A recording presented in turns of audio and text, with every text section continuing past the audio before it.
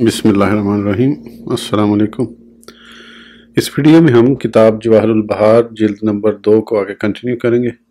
उससे पहले अगर आपने सब्सक्राइब नहीं किया तो सब्सक्राइब कर लें और बेल आइकन प्रेस कर दें।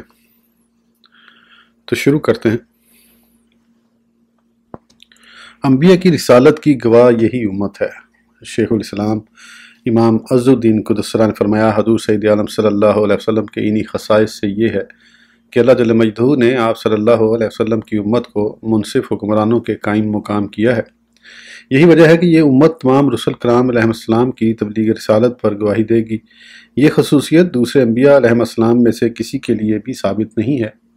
जैसा कि अल्लाह जल्ल मजदूह ने फरमाया, व कज़ालिका जअलनाकुम उम्मतन वासतन लितकूनु शुहदाअ अलन्नासी व यकून रसूलु अलैकुम शहीदा। और बात यूं ही है कि हमने तुम्हें किया सब उम्मतों में अफजल कि तुम लोगों पर गवाह हो और रसूल तुम्हारे निगहबान व गवाह। इमाम बुखारी, इमाम तिरमिज़ी, इमाम निसाई क़ुद्दस असरारहम ने हज़रत अबू सईद ख़िदरी रज़ियल्लाहु अन्हु से रिवायत किया कि हज़ूर सैयद आलम सल्लल्लाहु अलैहि वसल्लम ने फरमाया, क़यामत के दिन हज़रत नूह अलैहिस्सलाम को बुलाकर पूछा जाएगा, क्या आपने तबलीग की थी? तो आप अर्ज़ करेंगे, हाँ, क्यों नहीं। फिर हज़रत नूह अलैहिस्सलाम की उम्मत को बुलाकर पूछा जाएगा, क्या तुम्हें नूह अलैहिस्सलाम की तबलीग आई थी? वो कहेंगे, हमारे पास ना ही तो कोई मुबल्लिग आया और ना ही कोई डराने वाला पहुंचा। फिर हज़रत नूह अलैहिस्सलाम से पूछा जाएगा, बताइए आपकी तबलीग पर कौन गवाह है? आप अर्ज़ करेंगे, हज़रत मोहम्मद रसूलुल्लाह सल्लल्लाहु अलैहि वसल्लम और उनकी उम्मत गवाह है। और इसी जानिब अल्लाह जल्ल मजदहू ने फरमाया, व कज़ालिका जअलनाकुम उम्मतन वसतन। और बात यूं ही है कि हमने तुम्हें किया सब उम्मतों में अफजल। इस आयत में वस्त का मायनी अदल है। फिर हुज़ूर सैयद आलम सल्लल्लाहु अलैहि वसल्लम ने फरमाया, चुनाचा तुम्हें शहादत देने के लिए बुलावा आएगा और तुम तबलीग रिसालत की गवाही दोगे और मैं तुम पर गवाह रहूँगा। हज़रत इमाम अलाइमा अहमद रज़ियल्लाहु अन्हु और इमाम निसाई व इमाम बेहकी क़ुद्दस रहमा ने हज़रत अबू सईद ख़िदरी रज़ियल्लाहु अन्हु से रिवायत किया कि हज़ूर अकरम सल्लल्लाहु अलैहि वसल्लम ने फरमाया, क़यामत के दिन किसी भी नबी के साथ तो एक आदमी होगा और किसी के साथ सिर्फ 2 या उससे भी कुछ ज़्यादा आदमी होंगे। फिर उनसे पूछा जाएगा, क्या तुम्हें तबलीग पहुँची है? वो कहेंगे, हाँ। फिर उनकी उम्मत को बुलाकर पूछा जाएगा, क्या तुम तक तबलीग आई है? वो कह देंगे, नहीं। तो फिर अंबिया अलैहिस्सलाम से पूछा जाएगा, तुम्हारी तबलीग पर गवाह कौन है? सब नबी कहेंगे, हज़रत मोहम्मद रसूलुल्लाह सल्लल्लाहु अलैहि वसल्लम की उम्मत गवाह है। चुनांचे हज़ूर सैयद आलम सल्लल्लाहु अलैहि वसल्लम की उम्मत बुलाई जाएगी और ये गवाही देगी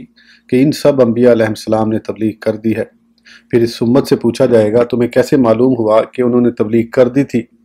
तो इस उम्मत वाले कहेंगे कि हमारे नबी करीम सल्लल्लाहु अलैहि वसल्लम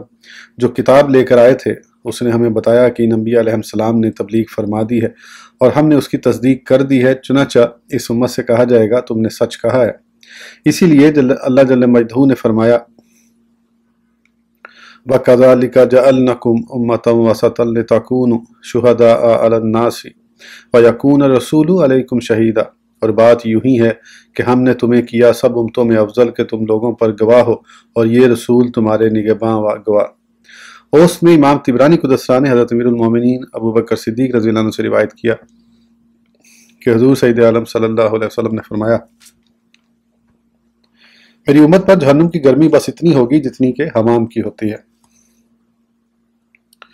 वाजिबात व मुहर्रमात वगैरह में खसूसियात। अब इन खसाइस का जिक्र किया जा रहा है कि जिनका इससे पहले जिक्र नहीं हुआ और जो आप सल्लल्लाहु अलैहि वसल्लम की उम्मत के अलावा सिर्फ आप सल्लल्लाहु अलैहि वसल्लम ही के साथ मुख्तस हैं। और वो खसाइस वाजिबात व मुहर्रमात, मुबाहात व करामात पर मुश्तमिल हैं।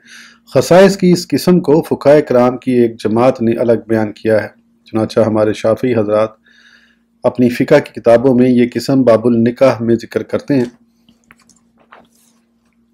मगर इस किस्म से मुतल्लिक बहुत सी बातें पूरे तौर जिक्र नहीं करते और मैं यहाँ इंशाअल्लाह ताला ये किस्म ऐसे कामिल तौर पर बयान करूँगा कि कोई बात तशना तकमील न रहेगी।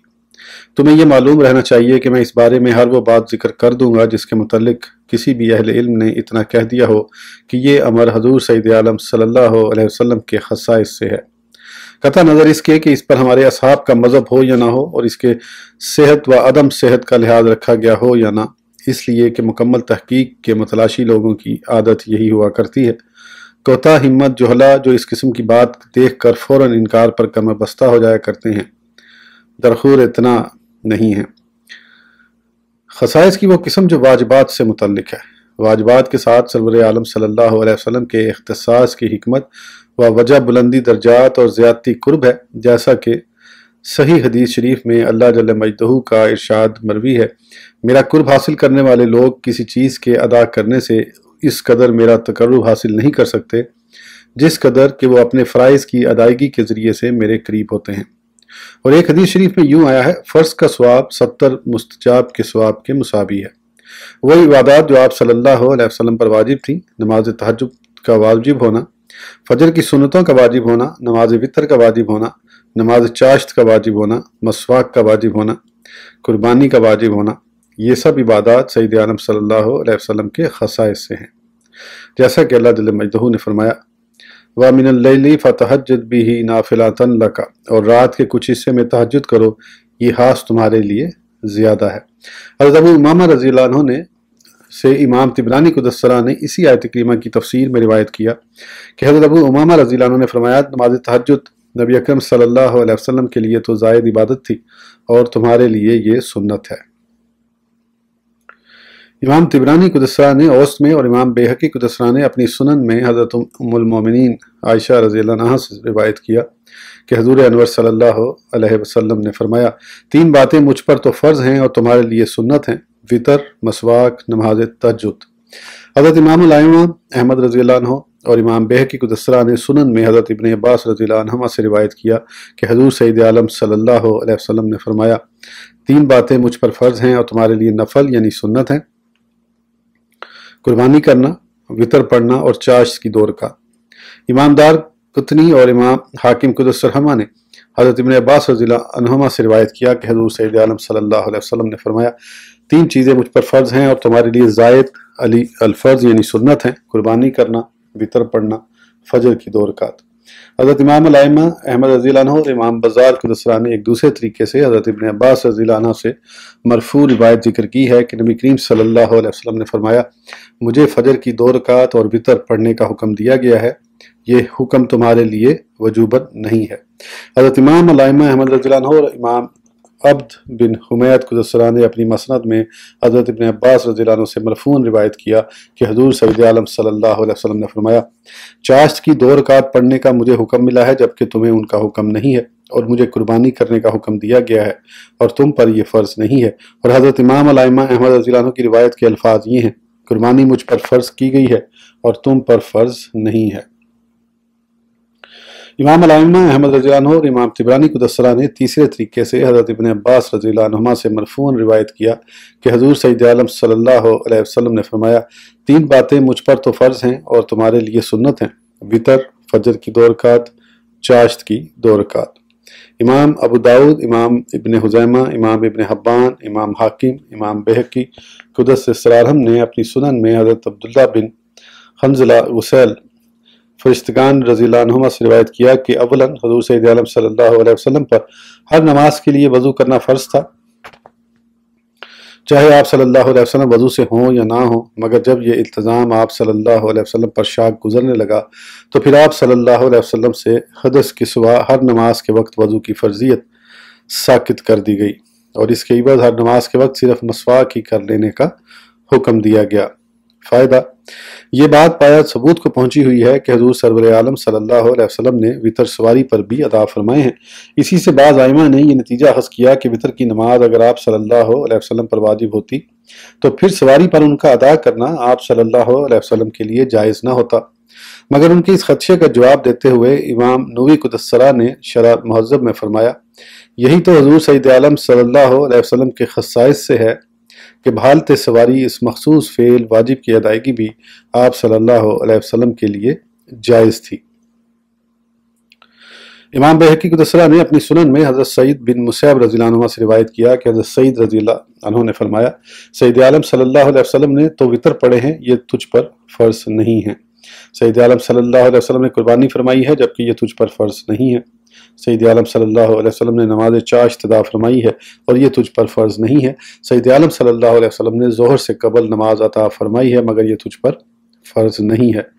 اسی سے معلوم ہوا کہ حضور سید عالم صلی اللہ علیہ وسلم کا زوال کے وقت نماز ادا فرمانا بھی انہی خصائص سے تھا جو آپ صلی اللہ علیہ وسلم پر واجب تھے۔ امام دلمی قدسرہ نے مسند الفردوس میں اس سند سے کہ جس میں نوح ابن ابی مریم بھی ہیں جو حدیثیں اپنے پاس سے گھڑ لیا کرتے تھے، حضرت ابن عباس رضی اللہ عنہما سے مرفوع روایت کیا کہ سید عالم صلی اللہ علیہ وسلم نے فرمایا، فطر مجھ پر فرض ہیں اور تمہارے لیے نفل واجب ہیں، قربانی کرنا مجھ پر فرض ہے اور تمہارے لیے نفل واجب و سنت ہے، جمعہ کے دن میرے لیے غسل کرنا فرض ہے اور تمہارے لیے نفل سنت ہے۔ وجوب مشورہ۔ حضور سید عالم صلی اللہ علیہ وسلم کی انہی خصائص میں سے یہ ہے کہ دینی و دنیوی امور میں آپ صلی اللہ علیہ وسلم کے لیے مشورہ لینا واجب تھا، جیسا کہ اللہ جل مجدہ نے فرمایا وَشَاوِرْهُمْ فِي الْأَمْرِ، اور کاموں میں ان سے مشورہ لو۔ امام بہقی قدسرہ نے شعب میں اور امام ابن عدی قدسرہ نے حضرت ابن عباس رضی اللہ عنہما سے روایت کیا کہ آپ رضی اللہ عنہ نے فرمایا جب یہ آیت کریمہ وَشَاوِرْهُمْ فِي الْأَمْرِ نازل ہوئی اور کاموں میں ان سے مشورہ لو تو رسول کریم صلی اللہ علیہ وسلم نے فرمایا سنتے ہو مشورہ لینے سے اللہ جل مجدہ اور اس کے رسول صلی اللہ علیہ وسلم تو بے نیاز ہیں مگر اسے اللہ جل مجدہ نے میری امت کے لیے ذریعہ رحمت بنایا ہے۔ حضرت عارف باللہ حکیم ترمذی رضی اللہ عنہ حضرت ام المومنین عائشہ سلام اللہ علیہا سے راوی کہ حضرت ام المومنین رضی اللہ عنہ نے فرمایا حضور صلی اللہ علیہ وسلم نے فرمایا مجھے لوگوں سے مشورہ لینے کا اللہ جل مجدہ نے اسی طرح حکم دیا ہوا ہے جیسے فرائض کے قائم کرنے کا حکم فرمایا ہے۔ امام ابن ابی حاتم قدسرہ حضرت ابو ہریرہ رضی اللہ عنہ سے راوی کہ آپ رضی اللہ عنہ نے فرمایا حضور سید عالم صلی اللہ علیہ وسلم جس قدر اپنے اصحاب کرام سے مشورہ فرمایا کرتے تھے میں نے آپ صلی اللہ علیہ وسلم سے بڑھ کر کسی ایسے شخص کو نہیں دیکھا جو اپنے دوستوں سے اس قدر مشورہ لیتا ہو۔ حضرت حاکم قدسرہ نے حضرت امیر المومنین علی کرم اللہ وجہ الکریم سے روایت کیا کہ حضرت امیر المومنین رضی اللہ عنہ نے فرمایا رسول اللہ صلی اللہ علیہ وسلم نے فرمایا میں بلا مشورہ اگر کسی کو اپنا نائب بناتا تو ام عبد کے بیٹے یعنی حضرت عبداللہ بن مسعود رضی اللہ عنہ کو اپنا نائب بناتا۔ حضرت امام الائمہ احمد رضی اللہ عنہ حضرت عبد الرحمن بن غنم رضی اللہ عنہ سے راوی کہ نبی کریم صلی اللہ علیہ وسلم نے حضرت امیر المومنین ابو بکر صدیق رضی اللہ عنہ اور حضرت امیر المومنین عمر فاروق رضی اللہ عنہ سے فرمایا جب تم دونوں کسی مشورے میں اتفاق کر لو گے تو میں تمہاری مخالفت نہ کروں گا۔ حضرت حاکم قدسرہ حضرت سیدنا حباب ابن المنذر رضی اللہ عنہ سے راوی کہ آپ رضی اللہ عنہ سے فرمایا میں نے رسول اللہ صلی اللہ علیہ وسلم کو دو باتوں میں مشورہ دیا تو آپ صلی اللہ علیہ وسلم نے ان دونوں میں میرے مشورے کو شرف پذیرائی بخشا۔ ایک تو یہ کہ میں جنگ بدر میں سید عالم صلی اللہ علیہ وسلم کی میت میں تھا اور آپ صلی اللہ علیہ وسلم نے لشکر کو ایک پانی کے پیچھے پوزیشن سنبھالنے کا حکم صادر فرمایا۔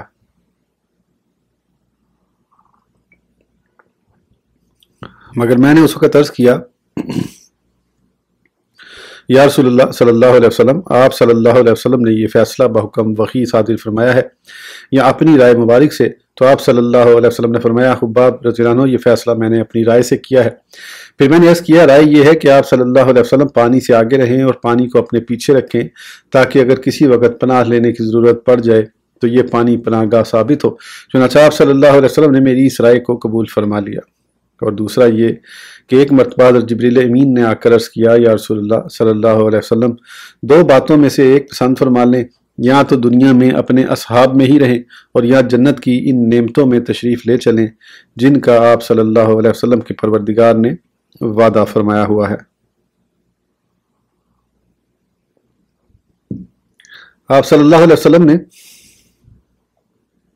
اپنے اصحاب کرام سے مشورہ لیا تو سب بولے یا رسول اللہ صلی اللہ علیہ وسلم ہمیں تو یہی پسند ہے کہ آپ صلی اللہ علیہ وسلم ہم میں ہی تشریف فرما رہیں کیونکہ آپ صلی اللہ علیہ وسلم ہی ہمیں ہمارے دشمنوں کے پوشیدہ عزائم سے باخبر رکھتے ہیں اور دشمنوں پر ہماری فتح مندی کے لیے اللہ جل مجدہ سے دعا فرماتے رہتے ہیں اور ہمیں آسمانی خبروں سے آگاہ رکھتے ہیں۔ پھر سید عالم صلی اللہ علیہ وسلم مجھ سے مخاطب ہوئے اور فرمایا حباب تمہیں کیا ہوا تم بولتے رہیں؟ میں نے گزارش کی یا رسول اللہ صلی اللہ علیہ وسلم آپ صلی اللہ علیہ وسلم ہی وہی پسند فرمائیں جسے اللہ جل مجدہ نے آپ صلی اللہ علیہ وسلم کے لیے پسند فرمایا ہے۔ چنانچہ سید عالم صلی اللہ علیہ وسلم نے میرا یہ مشورہ قبول فرما لیا۔ امام ابن سعد قدسرہ نے حضرت یحییٰ بن سعید رضی اللہ عنہ سے روایت کیا کہ حضور سید عالم نے جنگ بدر کے دن لوگوں سے مشورہ پوچھا تو حضرت خباب بن منظر رضی اللہ عنہ کھڑے ہو کر عرض کرنے لگے، ہم جنگ آزما لوگ ہیں، اس لیے میری رائے یہ ہے کہ آپ صلی اللہ علیہ وسلم ایک پانی کے علاوہ یہاں جتنے بھی بقایا پانی ہیں سب عبور فرما لیں اور وہاں ہی دشمن سے جنگ ہونی چاہیے۔ حضرت یحییٰ بن سعید رضی اللہ عنہ نے فرمایا، اسی طرح غزوہ بنی قریظہ و بنی نذیر کے دن سید عالم صلی اللہ علیہ وسلم نے لوگوں سے مشورہ پوچھا تو حضرت خباب بن منظر رضی اللہ عنہ کھڑے ہو کر گزارش کرنے لگے، میرا مشورہ یہ ہے کہ آپ صلی اللہ علیہ وسلم ان کے قلعوں کے درمیان پڑاؤ ڈالیں، اس طرح سے ہر دو قبیلوں کا باہم رابطہ ختم ہو جائے گا۔ چنانچہ سید عالم صلی اللہ علیہ وسلم نے حضرت خباب رضی اللہ عنہ کے مشورے کو قبولیت سے سرفراز فرمایا۔ حضرت حاکم قدس سرہ نے امام عبدالحمید بن ابی ابس بن محمد بن ابی ابس قدس اسرارہم سے انہوں نے اپنے والد گرامی سے انہوں نے اپنے جد محترم رضی اللہ عنہ سے روایت کیا کہ ایک دن سید عالم صلی اللہ علیہ وسلم نے فرمایا، کون ہے جو کعب ابن اشرف کو ٹھکانے لگائے، کیونکہ اس نے اللہ جل مجدہ اور اس کے رسول صلی اللہ علیہ وسلم کو اذیت پہنچائی ہے۔ اس پر حضرت محمد بن مسلمہ رضی اللہ عنہ نے عرض کیا، یا رسول اللہ صلی اللہ علیہ وسلم، کیا آپ صلی اللہ علیہ وسلم یہ پسند فرماتے ہیں کہ میں اسے قتل کر دوں؟ اولاً تو آپ صلی اللہ علیہ وسلم نے سکوت اختیار فرمایا اور پھر فرمایا، حضرت سعد بن معاذ رضی اللہ عنہ کہاں ہیں؟ چنانچہ حضرت سعد بن معاذ رضی اللہ عنہ آئے اور ان سے مشورہ لیا۔ میں پھر آپ صلی اللہ علیہ وسلم کی خدمت میں حاضر ہوا اور اپنی سرگزشت کے متعلق پھر عرض کیا تو آپ صلی اللہ علیہ وسلم نے فرمایا، تم اللہ جل مجدہ کی برکت سے چلے جاؤ۔ چنانچہ حضرت محمد بن مسلمہ رضی اللہ عنہ گئے اور ابن اشرف کے شر کو ہمیشہ کے لیے ختم کر کے واپس آئے۔ امام ماوردی قدس سرہ نے فرمایا، اس میں اختلاف ہے کہ سید عالم صلی اللہ علیہ وسلم کس چیز میں مشورہ لیا کرتے تھے۔ ایک جماعت کا رجحان اس طرف ہے کہ آپ صلی اللہ علیہ وسلم صرف جنگی معاملات اور دشمن کی خفیہ تدابیر کے بارے میں ہی مشورہ فرمایا کرتے تھے، اور ایک جماعت کہتی ہے کہ دینی و دنیاوی امور سب میں مشورہ فرمایا کرتے تھے، اور تیسری جماعت نے کہا ہے کہ وہ وجوہ احکام اور ترک اجتہاد پر امت کی آگاہی کے لیے صرف دینی امور میں ہی مشورہ فرمایا کرتے تھے۔ دشمن کے مقابل ثابت قدم رہنا۔ حضور سید عالم صلی اللہ علیہ وسلم کے انہی خصائص میں سے یہ بھی ہے کہ دشمن کی کثرت تعداد کے باوجود ان کے مقابل میں ثابت قدم رہنا آپ صلی اللہ علیہ وسلم پر واجب تھا، اور انہی خصائص سے یہ بھی ہے کہ برائی کا مٹا دینا آپ صلی اللہ علیہ وسلم پر واجب تھا، اور ان دو باتوں کے التزام میں آپ صلی اللہ علیہ وسلم کسی خطرہ کے پیش نظر سبکدوش نہ تھے۔ دونوں باتوں کے عدم سکوت کی وجہ یہ ہے کہ اللہ جل مجدہ نے آپ صلی اللہ علیہ وسلم کی حفاظت اور نگہبانی کا وعدہ خود اپنے ذمے لیا ہوا ہے، جیسا کہ اللہ جل مجدہ نے فرمایا، واللہ یعصمک من الناس، اور اللہ تمہاری نگہبانی کرے گا لوگوں سے، یعنی اللہ جل مجدہ آپ صلی اللہ علیہ وسلم کو دشمن کے شر سے محفوظ رکھے گا، وہ کم تعداد میں ہوں یا زیادہ، وہ بد ارادہ سے آپ صلی اللہ علیہ وسلم تک نہیں پہنچ سکتے اور نہ ہی کوئی گزند پہنچا سکتے ہیں، جبکہ یہ خصوصیت آپ صلی اللہ علیہ وسلم کے علاوہ امت میں سے کسی کے لیے بھی ثابت نہیں ہے۔ حضور سید عالم صلی اللہ علیہ وسلم کے انہی خصائص میں سے یہ ہے کہ جو تنگ دست مسلمان فوت ہو جائے تو اس کا قرض اتارنا آپ صلی اللہ علیہ وسلم پر واجب تھا، جیسا کہ امام ابن ماجہ قدس سرہ نے حضرت جابر بن عبداللہ رضی اللہ عنہما سے روایت کیا کہ حضور اکرم صلی اللہ علیہ وسلم نے فرمایا، جس نے کوئی مال چھوڑا تو وہ اس کے ورثہ کا ہے، اور جس نے کوئی قرض چھوڑا یا صغیر السن اولاد چھوڑی تو اس کی ادائیگی و کفالت میرے سپرد ہے۔ امام بخاری و مسلم قدس سرہما حضرت ابو ہریرہ رضی اللہ عنہ سے راوی کہ جب حضور انور صلی اللہ علیہ وسلم کی خدمت اقدس میں کوئی مکروز فوت شدہ شخص لایا جاتا تو آپ صلی اللہ علیہ وسلم استفسار فرماتے کہ کیا اس نے اپنے قرض کی ادائیگی کے لیے کچھ چھوڑا بھی ہے؟ اگر آپ صلی اللہ علیہ وسلم کو بتایا جاتا کہ ہاں اس نے اپنے قرض کی ادائیگی کے لیے مال چھوڑا ہے تو پھر آپ صلی اللہ علیہ وسلم اس پر نماز جنازہ پڑھتے، ورنہ مسلمانوں سے فرما دیتے کہ اپنے ساتھی کی نماز جنازہ تم ہی پڑھ لو۔ پھر جب اللہ جل مجدہ نے آپ صلی اللہ علیہ وسلم کو فتوحات کثیرہ عطا فرما دی تو آپ صلی اللہ علیہ وسلم نے فرمایا، میں مسلمانوں کے ان کی جانوں سے بھی زیادہ قریب ہوں، لہذا اب جو بھی تنگ دست قرض چھوڑ کر فوت ہو جائے تو اس کا قرض اتارنا میرے ذمے ہے، اور جس نے مال چھوڑا وہ اس کے ورثہ کے لیے ہے۔ اس ویڈیو کے لیے اتنا ہی، پھر انشاءاللہ اگلی ویڈیو میں آگے کنٹینیو کریں گے۔ اس وقت تک کے لیے اجازت دیجیے، سبسکرائب کرنا نہ بھولیں۔ اللہ حافظ۔